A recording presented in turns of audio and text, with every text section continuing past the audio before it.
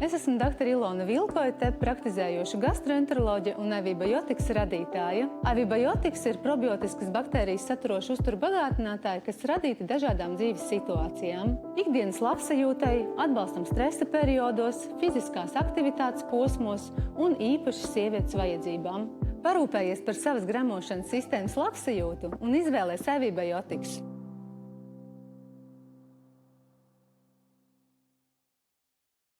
Tā, čau tev, kas šodien mūs klausies vai arī skaties YouTube.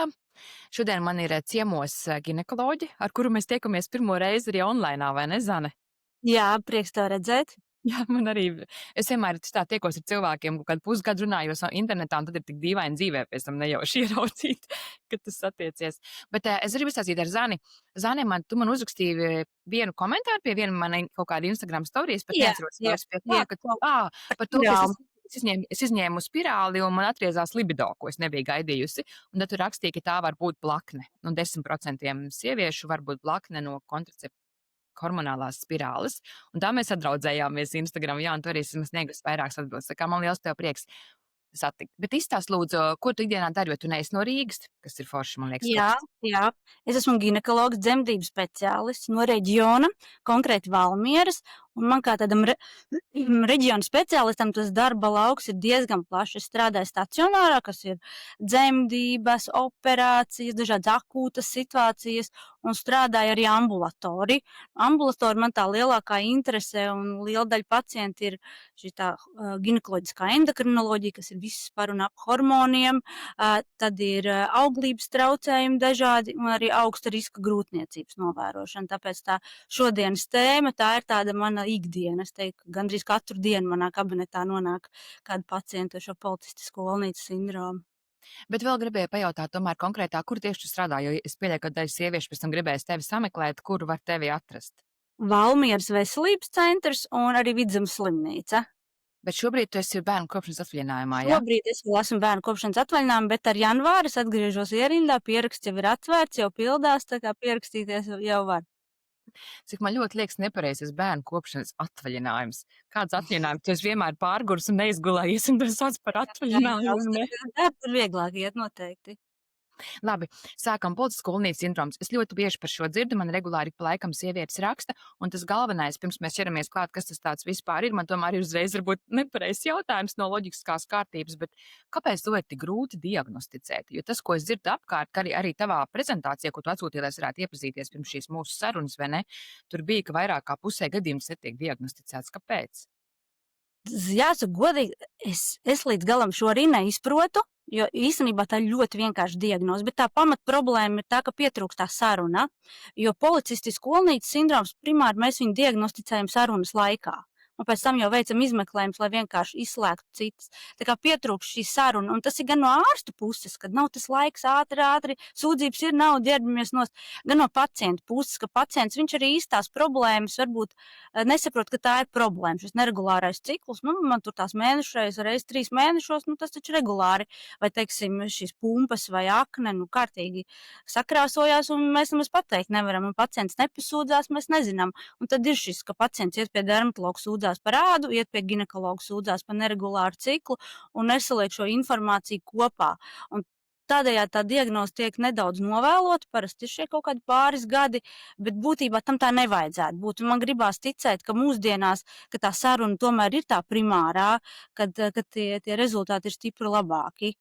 Zini kā, izklausās līdzīgi kā ar perimenopauzi, jo tu arī parasti sievietes saprot, ka tā viņām ir kaut kādi 2-3 gadu nobīdi, jo tu sākumā pat nesavelc kopā tos simptomus, ka tie var saistīt dēļ hormonālām izmaiņām. Bet tad sākām, kas ir tas policistisku olnīcu sindroms, ko tas nozīmē, kas ir par diagnozi? Tā pavisam vienkārši policistisku olnīcu sindroms ir tāda olnīcas metabola disfunkcija. Restīvi, olnīca nestrādā tā, kā viņai vajadzētu. Viņa ir hormonu fabrika, bet tur ir kaut kas sagājis greizi, līdz ar to hormoni tiek ražot ne tā, kā tam vajadzētu būt, kā arī netiek nodrošināta tā galvenā funkcija ovulācija. Varbūt, lai labāk saprast, es izstāstīšu, cik vien īsi var, kāds ir tas normālais cikls un kāds ir tas klasiskais policistisku olnīcu sindroma cikls. Tātad normāls menstruālais cikls. Sākam skaitīt ar pirmo dienu, kas sākās mēnešreiz. Šis arī svarīgi, kad tur bieži pēc tām regulārām ilgajām vai kādām mēnešreizēm sākam skaitīt ar pirmo dienu. Tātad pirmā diena sākās menstruācijas un no olnīcas tāda dziļuma uz virsmu tiek izsūtīti folīkuļi. Klasiski kādi 7, 8 olnīcām. Folīkuls tas ir tāds šķidruma pildīts maisiņš, kur iekšā ir olšūna. Un tad smadzenes sāk izdalīt tādu hormonu, saucās folikulu stimulējošais hormons, jeb analīzēs FSH. Un ko viņš dara? Viņš stimulē šos folīkuļus. Un šie folīkuļi viņi sāk augt un izdalīt estrogēnu, šo sievišķo hormonu, kas mums ir tik svarīgs un vajadzīgs. Un estrogēns darbojās visur. Un šajā gadījumā vissvarīgākais, kā viņš darbojas uz dzemdi. Viņš audzē dzemdes iekšējo slānīti endometriju, gatavo viņu grūtniecībai. Un tad tie folīkuļi aug un viens izaug vislabākais, vislielākais, ko saucam par dominanto folīkulu, kā redzam sonogrāfijā. Un tad ap to 14. ciklu dienu ieslēdzās otrs hormons, luteinizējošais hormons, un šis folīkuls plīst, respektīvi ir ovulācija. Un, ja paveicās, šī olšūna satiek spermatozīdu, dodās uz dzemdi, pa to laiku tajā vietā, kur bija tas plīsums, tajā olnīcā izveidojas tāds dzeltenuma ķermenis, kas ražo otru šo svarīgo hormonu progesteronu. Un šis progesterons savukārt iedarbojās uz dzemdi tā, ka viņš vairs neļauj tam estrogēnam audzēt to endometriju, viņš apstājās augšanā, bet sagatavo viņu grūtniecībai. Ja šī grūtniecība iestājās, viss turpinās, ja neiestājās, tad šis dzeltenuma ķermenis aiziet bojā un sākās menstruācijas. Un viss no jauna, un katru mēnesi no jauna, un no jauna. Kas notiek pie policistisku olnītes sindroma? Sākums ir tāds pats. Sākās mēnešreiz, bet šoreiz olnīca izsūta uz tās olšūnas virsmas nevis šos 7, 8 folīkuļus, bet 20, 30, pat 40, nenormālu kvantumu, ko mēs arī redzam sonogrāfiski. Bet smadzenes īsti to nesaprot, viņas to nezina, un viņas izdala pat to folikulu stimulējošo hormonu, cik vajadzētu tiem 7, 8. Un kas notiek? Folikulu stimulējošais hormons, viņš izšķīst par šiem visiem folīkuļiem, un viņi tur tā nīkuļo. Viņi tad īsti aug, īsti neaug, tas estrogēns kaut kas tur bišķiņi izdalās, bet viņi nīkuļo. Un tad ir viena daļa, kurai viņi nīkuļo tur mēnesi, citreiz pat 2, bet izaug šis dominantais folīkuls, un ir šī ovulācija, un ir daļa, kurai neizaug. Un tas var arī mainīties par šiem cikliem. Līdz ar to tie cikli tādi neparedzami. Un pacients stāsta, es nezinu, kad man tur tās mēnešreiz nākamās būs, varbūt Ziemassvētkos, varbūt jaunā gadā, varbūt Valentīna dienā. Un nav arī šis progesterons, jo nav šī ovulācija. Līdz ar to tas endometrijs aug, un viņš var izaugt liels, biezs, nav šis progesterons, kas apstādina, vai arī savukārt viņš pieslēdzās stipri vēlāk. Un kas ir otra lieta? Nav šī ovulācija, bet tai olnīcai darīt īsti nav ko. Viņi saņem arī šo luteinizējošo hormonu, un viņi sāk ražot testosteronu, šo vīrišķo hormonu, ko viņi arī normāli dara, bet stipri lielākā kvantumā. Un šis testosterons ir tas, kas dod tās sūdzības uz ādu. Viņš taukaināku ādu, taukainākus matus, pumpas, apmatojumu pēc tāda vīrišķā tipa, kas būtu virslūpa, krūtis, vēders, mati paliek kā reiz plānāki, varbūt šī androgēna alopēcija, kad ir šis tā kā matu izkrišana pēc tā kā to lidlauka tipu celiņu vidū. Un plus tas testosterons iespaido arī lipīdu profilu, respektīvi, vairāk ir šie lipīdi, kas var izgulsnēties asinsvados, veidojas ateroskleroze, kardiovaskulārās saslimšanas, plus vairāk aug tauki uz vēdera, ir šī tā abolīša tipa aptaukošanās un ir insulīna rezistence, kas savukārt šī insulīna rezistence arī veicina šo testosteronu veidošanos. Un tā aiziet tā kā pa spirāli, jo vairāk testosterons, jo lielāka insulīna rezistence, jo lielāka insulīna rezistence, jo vairāk testosterons. Jo insulīna rezistence, gandrīz katrai pacientei ar policistisko olnītes sindromu no lieko svaru, un pat bez liekā svara diezgan daudzām, līdz pat kādam 70%. Tāpēc tā spirāle, viņa tāda, jo ilgāk, jo grūtāk no viņas ir izkāpt, tāpēc tā palīdzība ir jāmeklē un palīdzēt var. Tas svarīgākais. Mēs varam palīdzēt. Kas tad būtu tas sākums no tādas ginekologa perspektīvas, ja atnāk sieviete, tad tu skaties sonogrāfijā, cik izdalās tie folikuli, kā tur bija? Un kas ir tas pēc kā noteiks, ginekologs, lai pēc visām valdi? Šī diagnostika, kas īstenībā ir elementāra, principā, jebkura sieviete, kas tagad noklausās, viņa sev var nodiagnosticēt policistisku olnītes sindromu un doties pie ginekologa izslēgt citas saslimšanas. Tātad ir šie 3 Rotterdams kritēriji, 3, pēc kura jāpiepildās ir 2. Numur 1, tātad ir šis neregulārās mēnešreizes, restīvi nav vai retas ovulācijas. Tad regulārs cikls ir 21 līdz 35 dienas, viņš var būt katrs 45, bet tas nav regulārs. Mēs sakam neregulārs, jo viņš ir retāk kā šīs 35 dienas, vai viņš var būt absolūti neparedzams. Tātad šis neregulārais cikls, Tas ir tas, ko mēs arī ierakstam kalendārā, paskatāmies, redzam. Otrs ir šī hiperandrogenēmija, restīvi paaugstināt vīrišķie hormoni, šis testosterons, ko mēs redzam ar aci. Pumpas, tātad apmetojums, šis ābolīšu tipa aptaukošanās. Mums pat analīzes mēs principā taisam šiem vīrišķiem hormoniem, tad, ja mums ir kaut kāda nesaprašana. Bet, ja mēs redzam tur kārtīgi tās izpausmes, tās analīzēm nav nozīme. Jo galvenais ir šis izpausmes. Un trešais, kas arī ir, jā. Es pie tā otrā vēl gribēju, ja taisa analīze, taisa testosterona analīzes, kas tieši būtu jātaisa, lai noteikti Īstenībā testosteronu un brīvo testosteronu, jo tas brīvais testosterons ir tas aktīvais, viss kopējais testosterons gadās, kad viņš ir normāls. Mēs redzam it kā normāls testosterons, bet pumpas un viss ir uztaisam brīvo testosteronu vai šo brīvo androgēnu indeksu, un tur mēs tiešām redzam, ka šis aktīvais testosterons ir par daudz, jo šis aktīvais ir ļoti maz.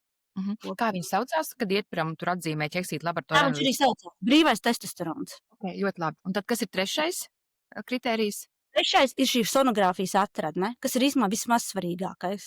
Agrāk tas bija pirms gadiem, daudziem bija svarīgākais, šis ir vismaz svarīgākais.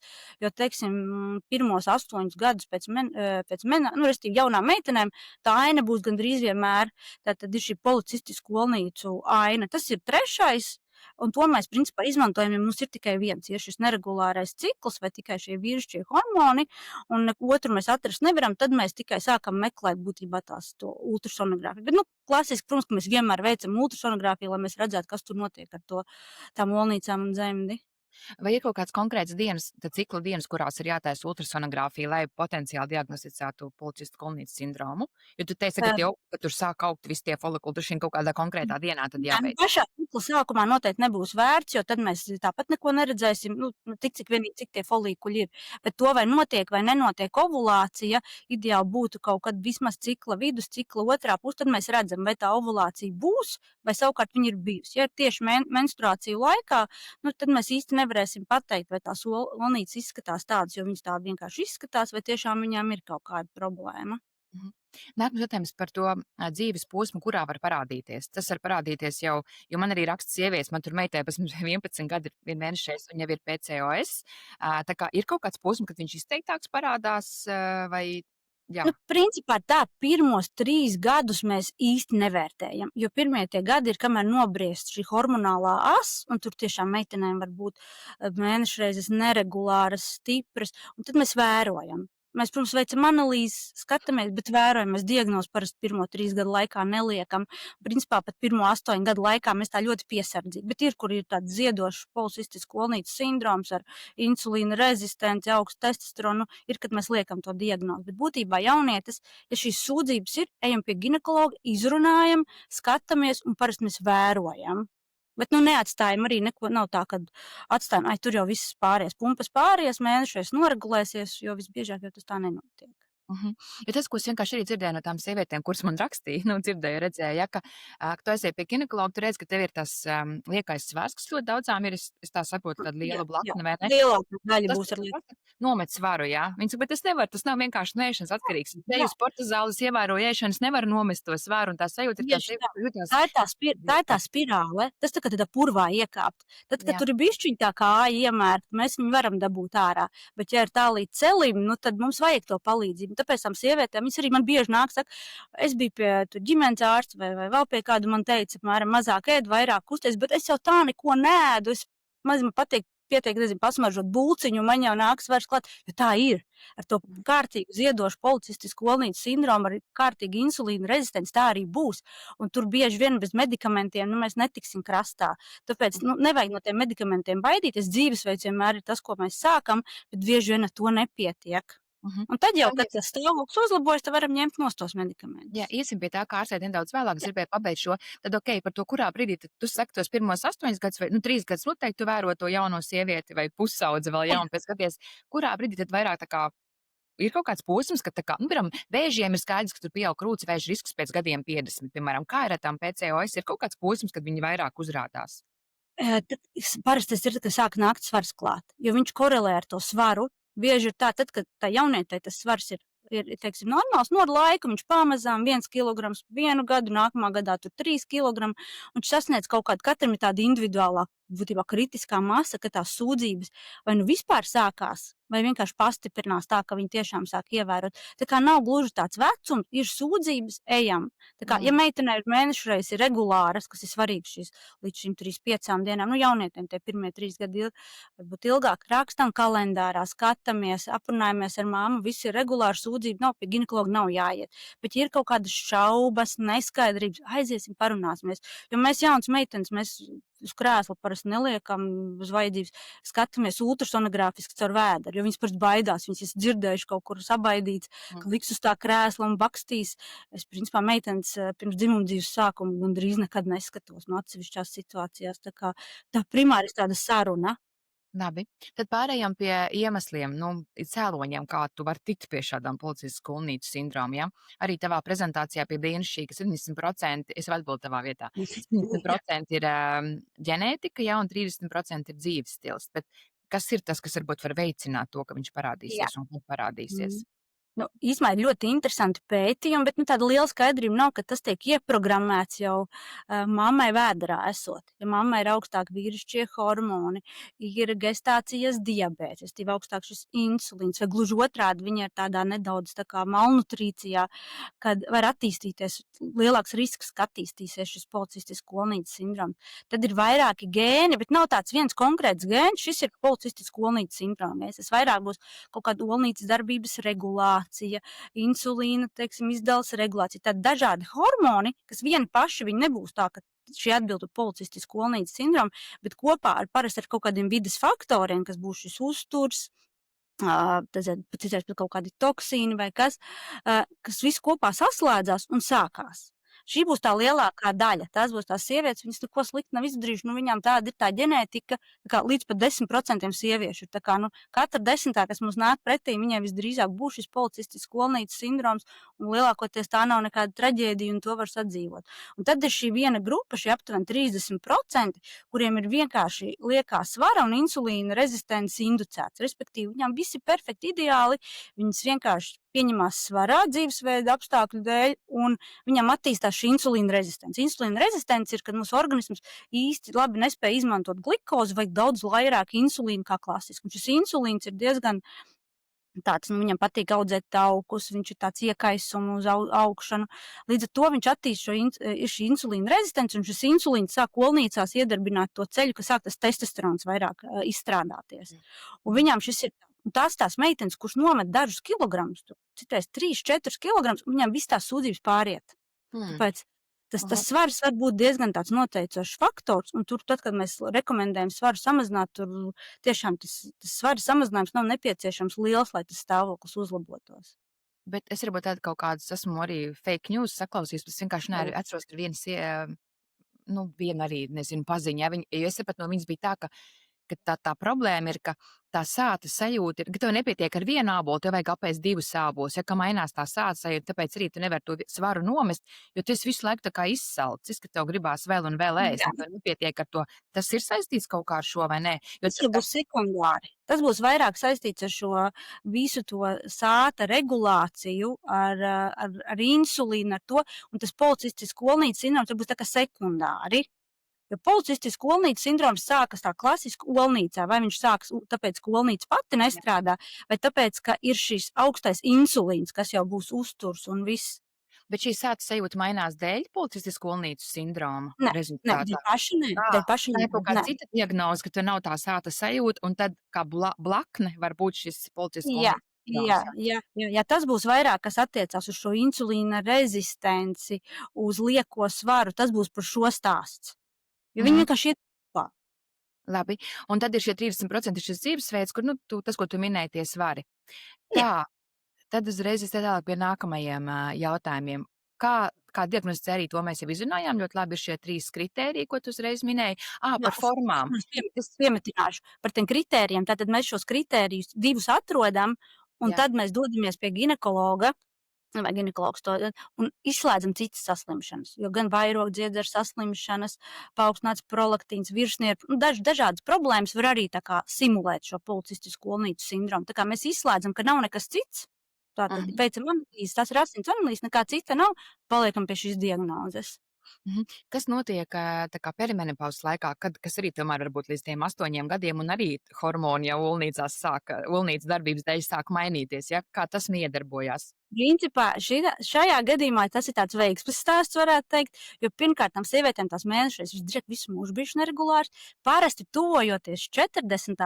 olnīcu rezerve samazinās, un šis policistisku olnīcu sinums uzlabojas. Viņām tie cikli paliek regulārāki, mazinās šīs ādas pazīmes, un viņas sanāk tādas nelielas uzlabojumus, un tad atkal neregulārāks mēnešreiz viņas ieiet tajā perimenopauzē. Bet klasiski viņām ir vieglāka perimenopauze, jo viņām ir augstāks testosterons. Jo klasiski perimenopauzē nokrītās šie androgēnie hormoni, viņām arī pakrītās, bet tā kā viņiem tas izējas stāvoklis ir augstāks, viņām parasti tās sūdzības ir mazāk, un klasiski tā menopauze arī iestājās kādus 2 gadus vēlāk. Tā kā šeit viņas parasti ir tīri priecīgas. Tu arī minēji pirms mums, kad mēs runājām par šo sarunu, ka vajag arī pieminēt, ka nostīt pozitīvo pusi, ja, ka ir arī tā kā pozitīvā, blakne, ka ir šis testosterons paaugstināts, varbūt izstāst par to testosteronu Jā, nostīt. nav viss slikti. Ir arī tādas kaut kādas fizioloģiskas priekšrocības. Numur 1, tas, kas ir zināms, šis augstāks testosterons, viņš arī palīdz būvēt vieglāk muskuļus. Un tās ir priekšrocība, pilnīgi noteikti tas būs sportistiem. Ir vairāk pētījums, precīzi procents nepateikšu, bet starp profesionāliem sportistiem šis policistisku olnīcu sindroms būs daudz biežāk nekā šie 10%. Jo viņām ir tāda priekšrocība, viņas būs ātrākas, viņas būs tādas labāk, muskuļu uzbūve būs daudz labāk. Tā ir tā priekšrocība. Otra, kur ir arī tie pētījumi ir bērnu autiņos, bet ļoti interesanti pētījumi par smadzeņu darbību. Restīvi šis augstais testosterons arī ir tajā smadzeņu likvorā, un tas arī nedaudz izmaina to domāšanu. Ir šī klasiskā sieviešu domāšana, bet piedod tādu pozitīvu piešprici, kā sauktu vīrišķo domāšanu, tādu izteiktāku loģiku, varbūt mazāk emocionalitāti, tādu drosmi vairāk. Tā kā tas var būt arī tāds pozitīvs, bet tas, protams, ir tāds ļoti nekonkrēti, tieši pētījumi uz mazām grupām. Es domāju, šis attīstīsies, bet tā kā tas nevienmēr ir slikti. Piemēram, tās meitenes, kas ar lieko svaru dodās uz sporta zāli būvēt muskuļus, viņām noteikti tas izdosies labāk nekā tur tāda smalka meitene, kas darīs tieši to pašu, jo viņai vienkārši būs zemāks testosterons. Labi. Vēl ko es sapratu, arī tu teici, ka tev pašai arī ir, ja? Bet tu teici, ka tu ir tā kā vieglā formā. Tad jautājums uzreiz pie kaut kādas formas, cik ir smagāka, vieglāka forma, un pēc tam par tev pašus arī gribēšu pajautāt. Jā, respektīvi, mēs parasti nedalām formās, saucas fenotipi. Ir klasiski, šī nav pat tāda slimība, šis ir sindroms. Tāds ļoti plašs spektrs būs no tādas sievietēm, kurai varbūt būs, 3 pumpas mēnesī, un būs sievietē, kur būs smaga akne, būs mati izkrituši un vēl daudz sūdzības. Tas ir liels spektrs. Un tad mēs dalām tādos lielajos fenotipos pēc tā, cik no tām pazīmēm ir. Tas klasiskais, manā gadījumā arī man ir visas šīs 3 pazīmes, bet man tās izpausmes ir diezgan vieglas. Manā gadījumā, restīvi, primāri tas, kas man traucē dzīvot, ir pumpas. Nav viņas arī tik traģiski, man pat nav aknas diagnoze, bet man viņas ir un visu mūžu, un es ar viņām cīnos, kaut kā jau esmu izcīnījusies, bet tas ir tas, kas es zinu, ka man ir un man būs, un es esmu to pieņēmusi. Arī šie neregulārie cikli, man viņi dzīvot netraucē absolūti, tā kā tas manā gadījumā nav tas, kas man traucē. Un tāpēc ir šis tas spektrs, un ir daļa, kurām ir tik vieglas tās sūdzības, ka viņas pašas nesūdzās, arī ārsts īsti kaut kā nepajautā šos jautājumus īstos, un viņas paliek bez tās diagnozes. Un viņu dzīvē varbūt arī nebūs tik liela nozīme tam, bet tām, kurām savukārt ir šī īpaši insulīna rezistence, ir svarīgi zināt, mums būs arī vieglāk palīdzēt. Tad ejam tālāk uzreiz, kāds ir tās sekas vai blaknes, kas var būt, ja mēs runājam par kaut kādu ārstēšanu jau pēc tam, ja? Kas ir, ko droši vien, ko dara tajā vieglākajā gadījumā, pēc tam, ko dara, kad ir šie smagie gadījumi, kas ir, varbūt sākam ar vieglāko. Jā, principā numur 1 šī atklātā saruna. Mēs noskaidrojam, kas vispār tam pacientam traucē dzīvot. Teiksim, neregulārs mēnešreizes lielai daļai vispār netraucē. Viņas priecīgas, un lai viņas man tur ir reizi 3-4 mēnešos ļoti labi. Bet ir meitenes, kuras saka, nē, es nevaru naktī gulēt, ja es nezinu, kad man nākamreiz būs šīs menstruācijas. Tas pats par tām pumpām. Ir tā, ka kādai traucē 5 pumpas uz 6 mēnešu laikā, citu, kurai smaga akna, un viņi saka, kur problēma. Tas ir ļoti individuāli. Mēs neārstējam tā tagad ārstējam, tāpēc, ka tas tā ir. Bet ārstējam tas, kas tiešām pacientam traucē. Vai nu šis ir tas subjektīvi vai objektīvi, teiksim, insulīna rezistence. Tas ir tas, ko vajadzētu, teiksim, ārstēt. Tā kā mēs vienmēr izrunājam ar pacientu, pirmkārt, kāds ir viņas mērķis, ko viņi gribētu sasniegt, un tad piedāvājam šos ārstēšanas variantus. kā tu ārstē tās savas 5 pumpas? Ko tu esi iemācījusies sadzīvot, kāda ir tā tava rutīna, ko tu dari? Pirmkārt, ir dažādi kosmētiskie līdzekļi. Tad nesen atkal bija pie dermatologa, tad mēs izrunājām, beigšu barot bērniņu, atkal sāksim kaut kādu jaunu veidu terapiju. Tā kā primāri man tie ir kosmētiskie līdzekļi, kuriem es diezgan labi tiek galā. Es zinu, ka man stress pastiprina, pilnīgi noteikti. Tas arī iedarbojas gan šis stress, gan miega trūkums, jo stress ir arī viens no tādiem faktoriem svarīgiem. Tā kā, es esmu iemācījusies sadzīvot. Savā laikā es arī lietoju hormonālo kontracepciju, tīri dēļ tām pumpām, tad, kad tie kosmētiskie līdzekļi vēl nebija. Šobrīd viņi ļoti daudz klāst. Bija švakāk, tad man bija vienīgais, kas tā man kārtīgi līdzēja, bija hormonālā kontracepcija. Ja? Tā kā katram atrodam to, kas viņam strādā. Nevienmēr uz Man ir jautājums par to hormonālo kontracepciju, jo par to arī bija jautājumi, ko sieviete iesūtīja. Tas ir kā viens no, nezinu, tā kā ārstēšanas metodēm, veidiem, un kāds ir tas mērķis, ko ar to mēģina regulēt? Tā kā numur 1, ko es saku visiem pacientiem, kombinētā orālā kontracepcija neko neregulē. Jo tas tāds mīts, ka viņi saregulēs hormonus, padzers, tur būs viss saregulēs. Nē. Viņi pilnīgi neko neregulē, viņi mazina simptomus. Tajā mirklī, kad mēs lietojam, mēnešreiz ir kā pēc pulksteņa, mazinās šis testosterons, kā mēs pārtraucam 2-3 mēnešu laikā esam tieši turpat, kur esam. Tā kā tas ir simptomu mazināšanai. Jo meitenes, kurām vajag, pirmkārt, ja viņai vajag drošu kontracepciju, jo viņi nevar paredzēt, kad viņai būs ovulācijas. Ja viņai mēnešreiz, tur reiz 2-3 mēnešos nav iespējams vispār noteikti normālos apstākļos mājās. Tā kā, ja viņai vajag drošu kontracepciju, ja viņai vajag samazināt šo testosteronu, teiksim, jo šis ietekmes seja būs ļoti labi no šīm tabletēm. Un plus viņai ir svarīgi zināt, kad viņai būs mēnešreiz, un lai viņas būtu mazākā apjomā, tad šī ir laba izvēle. Un viņi var lietot ilgi. Cik ilgi vajag, ja viņi labi panes? 5, 10, kaut 20 gadus. Tā kā, ja ir nepieciešamība, ne visām vajag, un ne visām mēs arī rakstām, bet šis ir noteikti viens no tādiem populārākajiem līdzekļiem, ko mēs piedāvājam. Bet es teikšu godīgi, ka katru gadu mazāk, jo nāk jaunas iespējas. Tā sejā ļoti daudz variantu šobrīd, ko mēs varam pie dermatologa jau darīt. Tu domā tabletes, ja, kad runā par kontracepciju? Jā, tabletes. Vai plāksters vai riņķis, bet klasiskās kontracepcijas tabletes, ko sauc tautā kontracepcijas tabletes, kombinētās. Uzreiz varbūt pasaka par to seju. Es pieļauju, ka arī būtu sievietēm, kurām būs interesi, ko darīt sejai, ja ir šīs pumpas, ja? Un es saprotu, ka arī savu ādu dermatīts arī varbūt kā blakniem arī viens sievietes pieredze tās. Īsti nē, parasti šī ir taukaina āda. Šī ir tā taukainā āda, un tā akne ir parasti paralēli. Primāri ir tā kā šī āda. Tad, ko var darīt? Numur 1, es rekomendētu doties pie dermatologa vai pie tāda laba kosmētiķa. Sāk ar dažādiem sejas attīrīšanu, retinoīdu preparātiem. Pats nopietnākais ir šie dzeramie retinoīdi. Ir, kad lietot tādas Izstāstas, nezinu, nē.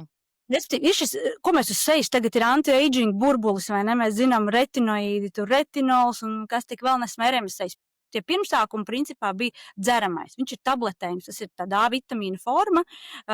Tika atklāts, ka dzerot, viņš ir ļoti toksisks medikaments, ļoti toksisks aknām, un dzerot viņu arī nedrīkst iestāties grūtniecību. Auglim arī ļoti toksiski, bet viņš fantastiski tiek galā ar šo sejas ādu. Viņa paliek sausāka.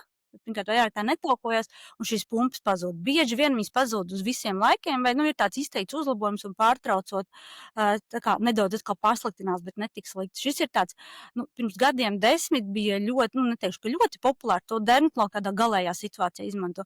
Tagad arvien mazāk, jo ar tiem topiski lietojumiem retinoīdiem var panākt līdzīgu efektu. Tā kā šis ir tāds viens, bet to rakstīs dermatologs, tā nebūs ginekologa kompetence. Ginekologs būs tas, kas nodrošinās šo drošo kontracepciju, ja nepieciešams. Tad labi, orālā kontracepcija, tur ādai dermatologs. Cik bieži un kā izmanto GPL1, jeb cilvēku valodā Ozempik, Monžārno, man tikko arī bija saruna Zāļu valsts aģentūra rīkotā, kur bija profesore Konrāte Ilze, un viņa arī tieši minēja pie PCOS, ka arī var izmantot šo. Cik bieži to iesaka, vai to ieteiks ginekologs? Jā. Principiāli tas ir ginekologa lauciņš, bet tas būs varbūt ne kurš katrs ginekologs, kas ar šo strādā. Tātad šī insulīna rezistence, tātad viņa nāk komplektā. Vai viņa izveidojusies no šī policistiskā olnītes sindroma, vai otrādies, tam pat nav tik liela nozīme, bet ir šis komponents insulīna rezistence. Sievietēm ar lieko svaru 90% aptuveni, bez liekā svara līdz pat 70% dažādi. Man, teiksim, nav insulīna rezistence. Esmu priecīga, varbūt tāpēc, ka daudz ko dara tajā tēmā. Tā kā, ko mēs darām? Ir šī pacienta ar lieko svaru, tā, kur saka, ka viņa nekādīgi, viņa neko nevar, viņa visu jau dara, viņa ēd, cik vien pareizi var, olbaltumvielas, viņai ir daudz, ogļhidrāti maz, viņa sporto, bet tas svars vispār nekust no vietas vai tur ļoti minimāli. Tad mēs ejam tālāk, iekustināt šo insulīna rezistenci. Varam sākt sākumā ar uzturu bagātinātājiem, ir šis inozitols, berberīns. Varam sākt ar tiem, bet, es teikšu godīgi, tāds baigi izcils efekts tādā smagā gadījumā noteikti nebūs. Un tad nākamais, ko mēs varam piedāvāt, ir šie medikamenti.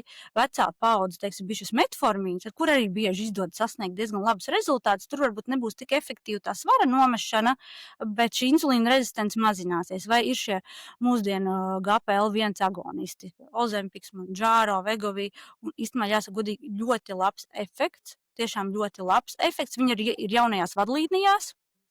Tā kā to mēs visu izrunājam, bet tas ir viss kopā ar dzīvesveidu. Jo vienmēr tā ārstēšana numur 1 ir dzīvesveids.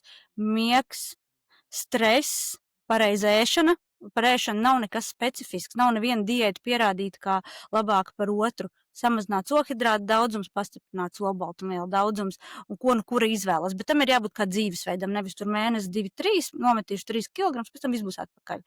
Un šīs fiziskās aktivitātes un īpaši uzsvars ir arī šim spēka vingrinājumiem. Jo vairāk būs muskuļi, jo viņi vairāk dedzinās to glikozu, kas arī mazinās to insulīna rezistenci. Sakārtojam ēšanu, fiziskās aktivitātes, nestrādā, liekam klāt medikamentus. Un tos medikamentus, tad mēs arī viņus skatāmies, cik ilgi vajag, ir kam gadiem vajag. Ja plānojam grūtniecību, pārtraucam pirms tam, atkarībā no medikamentu tipa mēnesi vai 3 mēnešus pirms un dzīvojam tālāk. Kā ir ar tavām pacientiem, kas tev nāk, ko tu izraksti no šiem GPL-1 vairāk, kas tev varbūt patīk, kas tev šķiet, ka vairāk strādā, vai tu esi redzējis tā kā labāku rezultātu? Jā, jāsaka godīgi, es līdz šim vairāk sadarbojos ar endokrinologu. Es parasti pacientus sūtīju pie endokrinologa, bet tagad arī es viņus rakstu. Un efekts ir līdzīgs. Ozempiks, Mounjaro, tas efekts būs līdzīgs. Ar Mounjaro varbūt būs bišķiņ straujāks tas svara zudums. Plaknes, es teiktu, ir diezgan līdzīgas, bet potenciāli varētu būt mazāks. Mounjaro ir tas bonus, kad viņi plānojot grūtniecību, mēs varam pārtraukt mēnesi pirms. Ozempikam būs tie 2-3 mēneši. Jo, ja mēs pārtrauksim, teiksim, agrāk bija rekomendācija 6 mēneši, pa to laiku bieži vien tas svars daļai atnāk atpakaļ, vismaz daļēji. Tā kā to mēs visu darām tādā kontekstā, vienmēr arī izrunājam par to auglības tēmu. Par tām blaknēm, ko tu esi novērojis, tas pats vēmšana, nelabums. Jā. Tā kā, bet tas ir sākumā, un lielākai daļai pāriet, un tas stāvoklis ir, viņas diezgan apmierināts ir ar laiku. Es vēl gribu pabeigt par to biežāk izmantotajiem ārstniecības līdzekļiem. Tad tas viens ir šis, ko tu vari svaru mazināšanai, dzīvesveids, kas ir jāmaina, orālā kontracepcija, ādai, protams, viss tas, vai ir vēl kaut kas? Vēl ir specifiski līdzekļi, ja traucē tikai šis augstais testosterons, ir šādi antiandrogēni, ir tāds spironolaktons, bet jāsaka godīgi, mēs ļoti reti viņus rakstam, jo viņiem ir diezgan liels blaknes, viņi arī nedrīkst iet komplektā ar grūtniecību, bet ir situācijas, kad pacienti viņa nevar lietot vai nepanes šo kontracepcijas tabletes, teiksim, vai viņai šie topiskie līdzekļi nepatīk vai nepalīdz. Viņai vienīgās simptoms ir, teiksim, tā matu izkrišana, tad mēs liekam šos antiandrogēnus, bet teikšu godīgi diezgan reti. Tā manā praksē reti, bet ir, jā, ir tāda opcija arī. Tad vēl man viens jautājums ir no klausītājs saistībā ar orālo kontracepciju. Vai tam var būt kādas blaknes? Jā, protams. Tas ir, kā jebkuram medikamentam ir savi riski un ir savi iegumi. Visi nevar lietot, visi nepanes.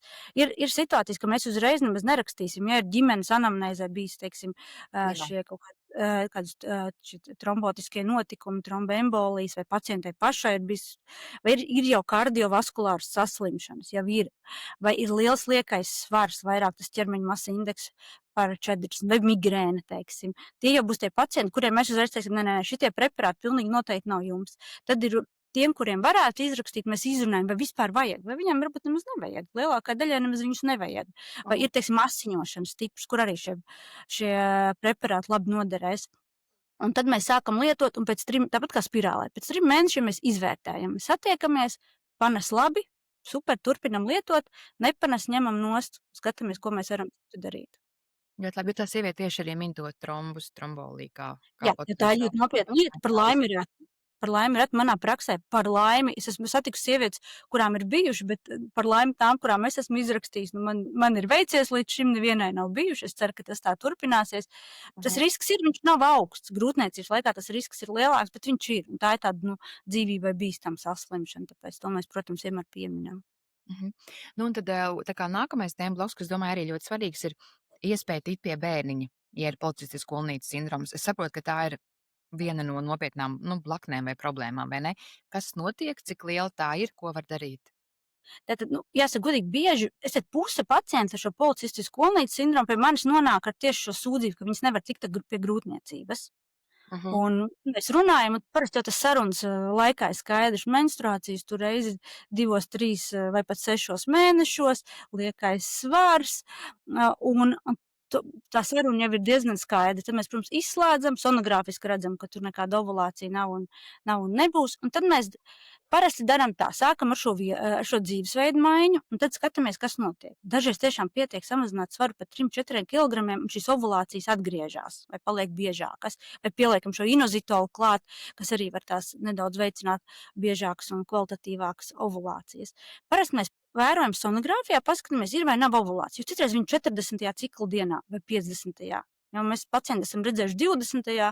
un dažreiz ir tā, ka viņa ir, un mums vienkārši vajag ik pa laikam paskatīties, un tad mēs sarunājam, kurā dienā tad viņai, teiksim, vajadzētu dzīvot to dzimumu dzīvi, lai tā olšona ar to spermatozītu satikties. Un viena daļa, kurai mēs izteikam šādi, bez nekādiem, teiksim, tādiem specifiskiem līdzekļiem. Tad ir otra daļa, kas, teiksim, godīgi ir lielākā daļa, kurai mēs piedāvāsim šo olnīcu stimulāciju, kurai ovulācijas nav, vai viņas ir tik ļoti reti, ka mēs viņas nevaram noķert, ka mēs stimulēsim tās olnīcas, lai viņas ovulē. Tā stimulācija ir diezgan elementāra, klasiski tās ir tabletes, pietiek ar 5 tabletēm vienā ciklā, bet pirms tam mums ir jāizmeklēs. Mums ir jāzina, ka ir kvalitatīva sperma, un ir jāzina, kad ir olvadi caurlaidīgi. Tā kā mēs parasti sākam ar spermogrammu, ideālā variantā veicam arī šo olvadu caurlaidību. Un tad, ja šis viss ir ok, tad mēs šo pacientai varam sākt šo olnītu stimulāciju. Klasiski tās ir tabletes, un tas ir sonogrāfijas kontrolē, lai mēs redzam, ka tiešām notiek tā ovulācija. Gadās, ka tabletes nedarbojās, kad mums vajag injekcijas.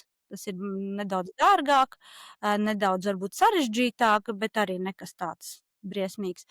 Un ir sievietes, kurām, teiksim, 6 mēnešu laikā neizdodas tikt pie grūtniecības. Es teiktu, manā praksē izdodas vairāk kā pusē, pilnīgi noteikti, bet tāpēc mēs atlasām. Stimulācija, ja? Tu domā ar stimulāciju? Ar stimulāciju, ar šīm 5 tabletēm lielākai pusē izdodas tikt pie grūtniecības. Tām, kurām neizdodas pusgadu laikā, mēs parasti dodam laiku pusgads, jo cik tad mēs ilgi gaidīsim, vai kurām jau ir šī izmainītā spermogramma partnerim, vai olvadi ir ciet, tad mēs jau uzreiz sūtam uz šīs neauglības ārstēšanas klīnikām, un tur visdrīzāk šī būs medicīniskā apaugļošana, un tur tie rezultāti ir vēl labāk, 70-80%. Principā šī neauglības, es parasti pacients mierinu, pie grūtniecības jūs tiksiet. Vienā, otrā, trešā veidā, lētāk, dārgāk, bet tiksiet, par to nestraucies. Tā insulīna rezistence, tas ir tas, kur tā īstā cīņa ir, kas ir visgrūtāk. Vai ir kaut kāds risks pēc tam pašā grūtniecības laikā, ka sieviete ir palikusi stāvoklī, kas notiek pēc tam, no kā ir jāuzmanās un kas ir tie riska momenti? Tāpēc mēs vienmēr rekomendējam sākt ar to dzīvesveidu maiņu, jo būs zemāka insulīna rezistence, mazāk izteikts šis policistisks skolnītes sindroms, jo potenciāli labāk prognoz grūtniecībai. Jo ir pierādīts grūtniecības laikā 2 līdz 3 reizes pieaug spontāna aborta risks, pieaug priekšlaicīgu dzemdību risks, dažādi sarežģījumi, gestācijas diabēts, hipertenzija, ka auglīts būs mazs, grūtāk augs. Tā kā šis sarežģījumi pietiekami nopietni, labā ziņa ir, ja mēs jau zinām, ka pacientiem šis sindroms, līdz ar to viņam ir augsta riska grūtniecība, mēs viņu, teiksim, monitorējam īpaši rūpīgi. Bet jo viņi būs labāk izdarījis to mājas darbu, jo labāks būs tas rezultāts. Nedaudz biedējuši izklausījās, bet tas ir, ka mierina tas, ko tu saki, ja tu sagatavojies to var tā kā, mazināt. Jā, bet tas viss, teiksim, spontānais aborts, tas ir tas bēdīgākais, pārējais viss ir menedžējams. Arī šis gestācijas diabēts ir menedžējams. Ja auglītis sliktāk aug, mēs monitorējam, citreiz pat ierosinām dzemdības, lai viņš neciest. Tā kā tas viss ir monitorējams, galvenais, ka mēs to zinām. Mēs zinām, ko mums gaidīt. Tad pie risinājumiem vēl no tāds, ko sieviete ir pat darīt, bez medikamentiem un visām tām lietām, man arī tie uzreiz ir jautājumi, kādi uzturu bagātinātāji var palīdzēt pie šī sindroma? Jā, jāsaka godīgi, es baigi neaizraujos ar uzturu bagātinātājiem, bet, ir šis inositols. Tas ir tas, kas viņš uzlabo šo insulīna jūtību un līdz ar to uzlabo arī to ovulāciju, biežumu, kvalitāti. Vienīgais, viņš jālieto 2 reizes vairāk nekā tā klasiskā deva, ko mēs aptiekā pērkam, ir šie 2 grami, tad jālieto 4 grami. Viņš būtu jālieto 2 reizes dienā. Un viņš jāsaka godīgi diezgan dārgs, un tajā cenas ziņā jau īsti vairs neatpaliek no šī, teiksim, šī Ozempika. Bet tas ir tas, ko mēs sākam, tie preparāti ir daudz un dažādi, ļoti populāri, un vienai daļai tiešām ir diezgan labs efekts. Bet Kā mēs vienmēr Kā to sauc? Inozitols. Un tas ir tā kā Jā, viņi uzturpātinātājs, tas viņš nav ir medikaments, jā? Ja viņš būs pulveris, ja viņam ir diezgan daudz tā deva, 4 grami, viņš būs pulveris. Tas nebūs parasti tabletes, tas būs pulveris. Vai nu tādos maisiņos viņš nāks, vai viņš jau būs tādā bunģā. Tā kā tas būs pulveris, kas ir jālieto katru dienu. Tā kā tas mēs rekomendējam ir šī insulīna rezistents pacientiem, kurām nav insulīna rezistents. Tieši godīgi liela jēga no viņa nav. Bet lietot var. Tad, jā. Vēl no tādiem Berberīns. Jā, berberīns, tas ir tagad tāds pēdējā laika hīts. Man jāsaka godīgi, tad praktiska pieredze ļoti nav, un tāpēc nevarēšu komentēt, kā ar viņu iet. Vienīgais, kas ir jāskatās, berberīnam deva. Berberīnam vajag diezgan lielu devu, tie būtu 500 mg 2 līdz 3 reizes dienā, bet tiem preparātiem, ko var klasiski nopirkt aptiekā, ir ļoti zema deva, 10 mg. Līdz ar to pilnīgi bezjēdzīgs. Tā kā mums ļoti jāskatās, lai ir tā pareizā deva. Var Latvijā atrast, bet būtībā visdrīzāk būs jāsūta kaut kur no ārzemēm. Tā kā, lai būtu adekvāta deva, un tad skatāmies, kāds ir šis rezultāts. Tad vēl ir tie Ko tas dara, tas berberīns, kāds ir tas mērķis? Viņš ir līdzīgs kā šis inozitols, viņš uzlabo šo insulīnu jūtību, mazina šo insulīnu rezistenci. Tas ir tāds, kā var teikt, dabīgais Ozempiks. To viņi tā sauc šobrīd. Jo man atrakstīja es vienkārši publicēšu vienu pieredzi stāstu, man diezgan detalizēts, jo apusdienu viņa bija uz tā Ozempika, tad viņa tā kā mēģina tikt nost, viņa arī, ko tas PC, politiskas kolonijas sindroms, un viņi tā lietoja to berberīnu, un viņi grib tā kā pāriet uz to, lai nebūtu Ozempiks jālieto. Tā kā daļēji. Jā, tas var būt variants. Saka, ļoti individuāli. Man praksē, tādai kārtīgai insulīna rezistencē ar šo inozitolu nebūs nekāds izcilais efekts, bet ja ir tā insulīna rezistence uz šī, teiksim, Ozempika fona ir labi mazinājusies, noteikti ņemot viņu nost var likt klāt un skatīties, kāds būs tas, jo tas ļoti arī individuāli tas rezultāts. Bet te ir, galvenais tā deva. Un vēl ir tie uzturu bagātinātājiem ir tā klasika, omegas, D vitamīns, cinks, kas mazina vispār šo iekaisumu reakciju, un vēl dažādas tur alfa liposkāpes. Mēs parasti izrunājam, izskatām. Numur 1 ir šī insulīna rezistence, ko mēs varam mazināt. Numur 2 ir tas, kas samazina šo oksidatīvo stresu, tā kā antioksidanti, kas uzlabo to vidi olnīcā. Tā kā tās būs tās 2 galvenās grupas. Tu jau kā minēji, ka nav nekāds īpaši specifisks diēts, kas būtu jāievēro, bet vai ir kaut kādi produkti no pārtikas produktiem, ko var lietot. Un man viena sieviete raksta, es nezinu, kur viņa to ir dabūjusi, bet viņa īpaši jautāja, vai tā ir to tiesa, ka nevajagot ēst banānus un avokādo, ka tur no tiem kaut kas tur nav labi. Banānos ir daudz cukuru, ko avokādo nogrēkojies, es nezinu. Par to diētu pēc pētījumiem nav starpība, kādu diētu mēs ievērojam. Vai tā būs vidusjūras diēta, keto diēta, vai nav tas, kas mums strādā. Jo ir dažādi, cilvēkiem ir dažādi ikdiena, dažādi šis garšas preferences, ir, kuri, teiksim, grib kaut, teiksim, kur es labāk ēdīšu tur gaļu rītā vakarā, un tas man strādās, lai man saldumi nav vispār. Tā kā numur 1 samazinam šo glikozi, šo olhidrātus, īpaši šos ātros, šķiet pilnīgi klasiskākie uzturu principi, nekas īpaši, un palielinam olbaltumvielu daudzumu. Un vajadzīgs arī, ja ir mērķis nomest svaru, neliels arī šis kaloriju deficīts, jo mēs jau varam būt super veselīgi, mums insulīna rezistence varbūt mazināsies, bet svars mums diez vai kritīsies, ja mums būs kalorijas tik, cik vajag un vēl vairāk. Tā kā šie tie galvenie principi, es parasti pacientus sūtu pie uzturu speciālista, jāsaka godīgi, diezgan švaka viņas man iet, bet tur ir jāatrod tas, kuram strādās uz visu mūžu. Ja? Jo ideālā variantā visa ģimene piedalās. Nebūs jau nekāds rezultāts ilgstoši, ja vīrs ēdīs tur rītā vakarā ceptus kartupeļus ar miltu mērci un sieva tur blakus ēdīs tur kaut ko super veselīgus salātiņus.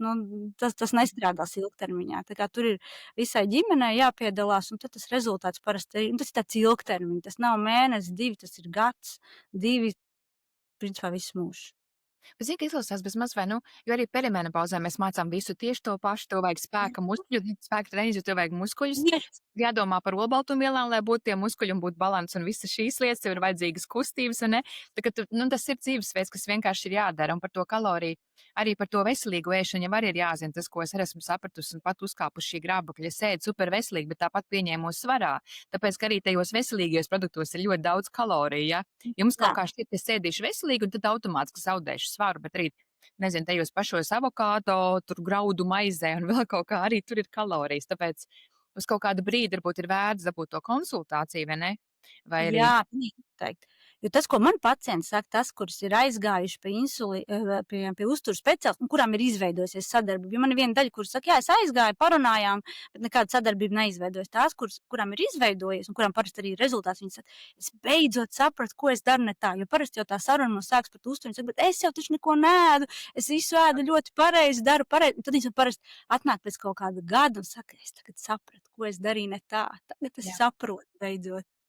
man bija tieši tas pats, es domāju, ka man nav policijas sindroms, bet pētot savu to perimenopauzi arī, ka kāds šādi visu pareizi, esmu super veselīga pat tāda, vai ne? Es tur neēdu nekādus pasarātos produktus, un pēc tam es saprotu, ka patiesībā, nē, varbūt tur vajag proporcijas pamainīt, piemēram, cik es apēdu tos rīsus, kas ir ogļhidrāti vai ne, un salikt to pārējo, ka tas būtu ļoti noderīgi. Jā. Man vēl ir jautājums, vai varbūt tā sieviete jautā, ka menstruācija cikls ir regulārs, bet ir visi šie pārējie simptomi? Jā, Vai tas būs vienmēr? Cikls. Tā būs mazākā daļa, bet būs kā 20% aptuveni, kuriem ir pilnīgi perfekts, regulārs ovulācijas ideāls cikls, un viņai sūdzības būs šis paaugstinātais testosterons, respektīvi šīs pumpas vai šie mati vai kas, un sonogrāfijas atrada. Tā kā jā, ir tāda mums daļa. Tas tā mums ir. Tā, un tad arī es likās jau jautāju sākumā, bet varbūt tā, ka, piemēram, viņš parādās, piemēram, pusmūžā vai pēc grūtniecības, piemēram, tev jaunībā viss ir labi un pēc tam parādās. Tad droši vien kaut kāds Jā, tas ir pats, kad ir šis svara pieaugums, un tad viņš var sākt manifestēties. Jā, tā tas ir. Citreiz sievietes ir, kuras agrīni sākuši lietot šo hormonālo kontracepciju, teiksim, tur 16 gados, viņas atcerās, kas viņām tur bija to ciklu un neko, un, teiksim, viņas ir lietojuši tur 10 gadus vai vienalga, cik viņām ir grūtniecība, pēc bērniņš, varbūt pat otrs, un tas laiks ir pagājis ļoti garš, viņas tagad vairāk nelieto, viņas saka, man no tām tabletēm izveidojušas policistisku olnītes sindroms. Nē, viņš neizveidojas, vai nu viņš jau bija pirms tam, vai, teiksim, bija šis svara pieaugums, un tāpēc viņš, teiksim, manifestējās. Bet es par šīm tabletēm arī dzirdu ļoti pretrunīgus uzskats no dažādiem ārstiem. Tas, ko es tomēr saprotu, ja viņas, tu minēji sākumā lietot gadus 5 vai pat 10, jā, bet tomēr jāveic regulāri šīs pārbaudas. Pareizi tas, ko es saprotu. Ja Mēs to recepti varam izrakstīt ne ilgāk kā gadu. Reizi gadā kā minimums ir, tāpēc jānāk pie ginekologa, un nevajag visām sievietēm ar policistisku olnīti, nevajag šās tabletes. Agrāk, man liekas, es, kad vēl nestrādāju, es zinu, ka bija uzskats, policistisku olnīti visām rakstām kontracepcijas tabletes. Kāpēc? Es pat īsti nesapratu. Es teikšu, ka manā praksē 20% varbūt es rakstu. Tas ir sievietes, kuras savādākā veidā netiek galā ar šo sejas ādu, tā jāsagodīgi maza daļa. Tad ir otrs, kuras vienkārši grib regulāras mēnešreiz. Viņas grib zināt, kad viņām būs mēnešreiz, un viņām vajag arī drošu kontracepciju. Un tad ir trešais stāsts, kas ir par šo. Mēs runājam par to estrogēnu, kurš visu laiku audzē to iekšējo slānīti. Tās, kurām aug šis iekšējais slānītis, ļoti biezs, un viņām ir ļoti stipras menstruācijas, asiņošanas, anēmijas, un tas arī ir viens no veidiem. Tas nav vienīgais tabletes, tas ir viens no veidiem, kā mēs varam šo simptomu mazināt. Arī kamēr lietas. Bet es domāju, arī sievietes, kuras lieto ilgstoši arī bez policistisku sindromu, kas ir tās regulārās pārbaudas, ko vajadzētu darīt un ko nozīmē regulāri, ilgstoši lieto orālo kontracepciju. Principā tā ir vizīte pie ginekologa, tā ir ultrasonogrāfija, un tā atkal ir tā saruna, kā mēs panesam. Jo ja viņas labi panes to preparātu, un viņai ir vajadzīga droša kontracepcija, tad lietot ilgi tiešām, principā bez ierobežojuma. Es domāju, krūšu pārbaudu, ko vienmēr tā kā tomēr varētu šo krūšu audzējumu, ja? Tad tas ir reizes gadā, tu aizies uztaisīt sonogrāfiju, droši vien pārbaudi krūtis, vai ne? To es gribēju saprast, kas ir tas komplektiņš, ko vajag uztaisīt, ja ilgstoši lieto orālo kontracepciju. Vienalga. Jāsaka, orālo kontracepciju, viņa nedaudz palielina krūts vēža risku, pavisam nedaudz, bet var palielināt. Primāri tās ir tās pašas pārbaudas reizi mēnesī. Tad pie ginekologa arī ir šī mēs baudam arī šīs krūces skatam. Tas ir normāla vizītes sastāvdaļa. Un, ja ir nepieciešams, ideālā variantā mēs pacientiem rekomendējam šo krūšu sonogrāfiju, bet nav tā, ka viņa ir obligāta, jo tam riskam attīstīties krūts vēzim, viņš ir ļoti niecīgs. Tā kā galvenā ir šī pašpārbaude. Bet, ja sieviete to var atļauties, mēs viņai noteikti rekomendēsim super veicam šīs krūšu sonogrāfijas, jo viņas principā būs pa maksu. Tas nebūs valsts apmaksāts pakalpojums. Mamogrāfijas no 40 gadiem rekomendējam, tad bišķiņ savādāks tas stāsts ir. Bet jaunām meitenēm nav tā, ka viņām katru gadu jāiet uz krūšu sonogrāfiju. Noteikti nē, izvērtējam, izrunājam, daļa, kura gribēs, vai daļa, kurai tiešām vajadzēs, kurai ir šī ģimenes anamnēs, vai jau tiešām kaut kādu tur veidojumu taustās, fibroadenoms. Tā kā klasiski ejam pie ginekologa, izrunājam un tiekam skaidrībā. Tā kā galvenais ir šī saruna, saprast, kā man vispār dzīvot. Jā, un tad ir varbūt ļoti specifisks jautājums, bet es saprotu, ka ļoti ir aktuāli konkrētai sievietei tā diagnoze. Ar ko atšķirās PCOS, policiskas olnīcas sindroms, no multifolikulārām olnīcām? Tas ir jāsaka godīgi vairāk tāds ginekoloģiski žargoni. Šīs policistisku olnīcu sindroms, mēs respektīvi ultrasonogrāfijā, ko mēs redzam, lai mēs aprakstītu. Mēs aprakstam, kad ir olnīca, ja mēs mēram viņai tilpumu, tad būs vairāk par 10 mililitriem, un kurai ir vairāk kā 20 antrālē folīkuļi. Izklausās diezgan sarežģīti, un respektīvi nav nekādas pazīmes, ka ir bijusi vai būs ovulācija. Un šis ir tā klasiskais policistisku olnīcu sindroma apraksts. Un tad ir šīs saucamās multifolikulārās olnīcas, kas izskatās ļoti līdzīgi. Viņām šis tilpums varbūt būs mazāks, arī būs šie daudzie folīkuļi, bet mēs viņām redzēsim, ka viņas ovulē. Un ka viņas darbojas. Tāpēc tā sonogrāfijas atradne ir sekundāra. Īpaši jaunām meitenēm, ja mēs paskatīsimies 20 gadus vecas meitenes, tā aina būs ļoti līdzīga šim policistisku olnīcu sindromam, ja mēs tikai tā vienreiz paskatāmies, 3. ciklu dienā. Tāpēc mēs skatāmies kontekstā un to sonogrāfiju mēs pabīdam bišķiņu 2. plānā. Tā kā tas ir vairāk tāds žargons un tas nenozīmē. Jā. Es esmu uzdevusi visus jautājumus, kas man bija, ko es pati vēlējos un ko man arī iesūtīja. Vai ir vēl kaut kāda lieta, ko es neesmu varbūt pajautājusi? Kas varbūt ir svarīgi? Mēs par tām asiņošanām varbūt mazāk runājām un par to dzemdes vēža risku, jo tas arī tā diezgan nopietna komponente. Nezinu, stāst lūdzu. Jā, jo tā kā es stāstīju par to ciklu, respektīvi, ja klasiski mums šis estrogēns darbojās tā aktīvi tādas pirmās 14 ciklu dienas, un tad ieslēdzās šis progesterons, kurš neļauj šo endometriju audzēt biezāku, un notiek šis mēnešais, ka regulāri, kas iesaka, attīrās tā dzemde. Kas notiek policistisku olnīcu sindromu gadījumā, ir tātad šis estrogēns ir stipri ilgāku laiku, nebūs šis 14 dienas, bet būs, 40 dienas. Plus, ja ir liekais svars, arī taukaudos veidojas estrogēns, kas arī audzē šo endometriju. Un, ja nav vai ļoti vēlu ieslēdzās šis progesterons, tas endometrijs aug ļoti biezs. Un kā jebkas, kas aug ilgi un, principā, nekontrolēti, var izveidoties, sākumā tā būs endometrija hiperplāzija, vai varbūt endometrija polipi, un pats briesmīgākais, pats sliktākais būs endometrija vēzis. Un tas arī attiecās uz šo menopauzi. Tās būs tās sievietes menopauzē, nevienmēr, kurām tieši bija šis policistisku olnīcu sindroms, bet vispār ar šo lieko svaru, ar insulīna rezistenci, cukuru diabetu, viņam būs daudz lielāks risks šim endometrija vēzim un dažādām citām šīm saslimšanām. Tāpēc ļoti svarīgi, pie ginekologa reizes gadā ir šī ultrasonogrāfija. Pacients saka, obligāti vajadzīga ultrasonogrāfija, jo tā kā es nezinu, kā strādāja ginekologi pirms 20 gadiem, kad sonogrāfija nebija ikdiena, jo mēs nekādīgs iztaustot to dzemdi, mēs vispār nevaram pateikt, vai tur tas endometrijs ir 5, 7 vai 20 milimetri. Un tad, kad sāk jau asiņot, tad jau bieži vien ir par vēlu. Tā kā līdz ar to ir sievietes, kurām šis policistisku olnīcu sindroms vienīgais tas, kas viņām traucē, ka tās mēnešais, kad viņas ir, tad viņas tur ir kārtīgi, viņas tur gāžās. Un viņām ir anēmija vai samazinātais feritīns, un viņas var dzert to dzelzi, cik viņas grib, bet viņas nedabūs nekad normālā līmenī ne šo feritīnu un sliktākā gadījumā pat hemoglobīnu, jo vienkārši viņas katru mēnesi vai katru 3. mēnesi no asiņo diezgan izteikti.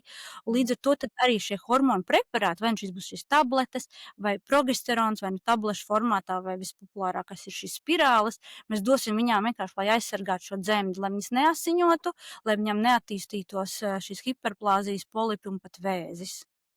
Bet tas ir tieši tas pats, kas perimenopauzē. Tieši tā! Tieši tāpēc Nav Bet tā, ka tas, ko kaut kur atrast. Nauska stāstīja, vai ne? Un viņa arī teica, ka tev, ka tas, kas parādās, šis neregulārās un spēcīgās mēnešu reizes, kad agrīnā perimenopauze sākās, un tad Jā, dod bet šīm to sievietēm viņām var būt visu mūžu. Viņas ir tādā tā kā vieglā perimenopauzē visu mūžu, viņām ir zemāks arī tas estrogēnu līmenis, kaut kādas sūdzības sakrīt. Un šī insulīna rezistence, kas klasiski perimenopauzē samazinoties estrogēnam, kas pieaug. Tā kā tas nav tā, ka viena lieta ir atdalīta no otras. Tas viss iet kompleks, un tas, kas strādā vienam, tas arī strādā otram. Tā kā par šo uzturu nav tā, ka sievietē policistisku kolnītes sindromu ir tāds uzturs, sievietē perimenopauzē otrais, un sievietē, kurai vienkārši, ir liekais svars, ir trešais. Tas ir vienkārši veselīgs dzīvesveids, un katrs atrod to formulu, kas strādā viņam vislabāk. Bet endometrioze, tā ir diagnoze arī, vai ne? Pareizi?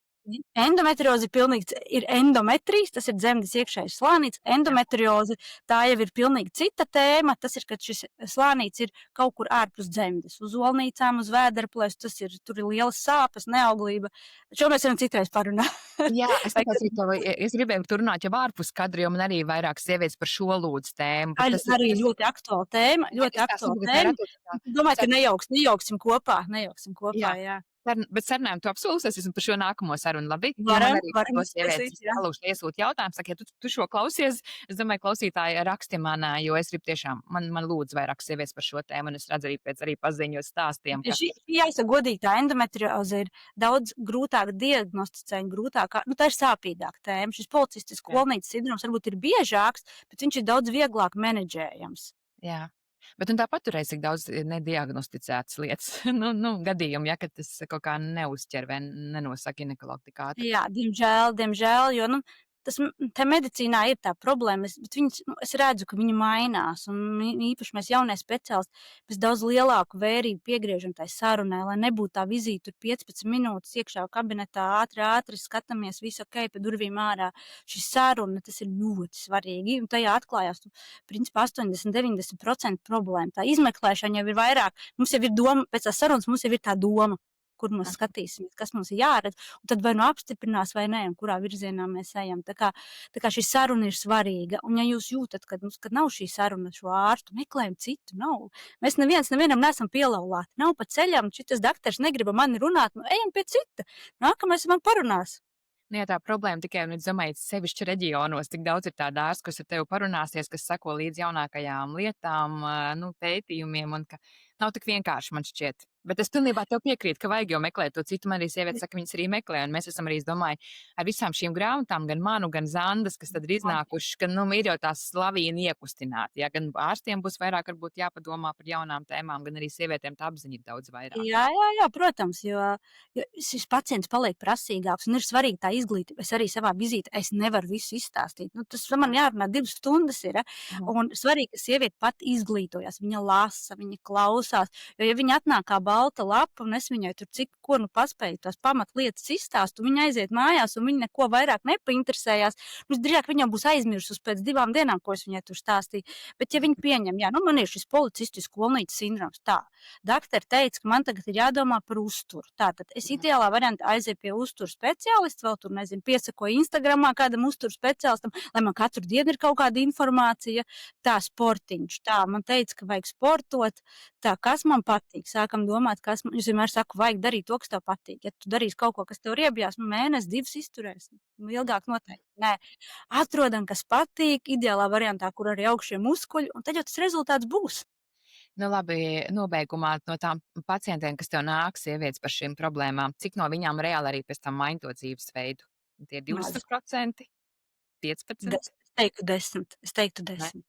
Tas nav tik vienkārši. Tas nav tik vienkārši. Ļoti grūti. Un tā ir arī tāda stigma tām pacientēm. Viņas visu mūžu dzīvojuši, viņām bija šis liekais svars, un viņām saka, tu jau tur slinka, apmēram, mazāk ēd, vairāk kusties, viss tev būs.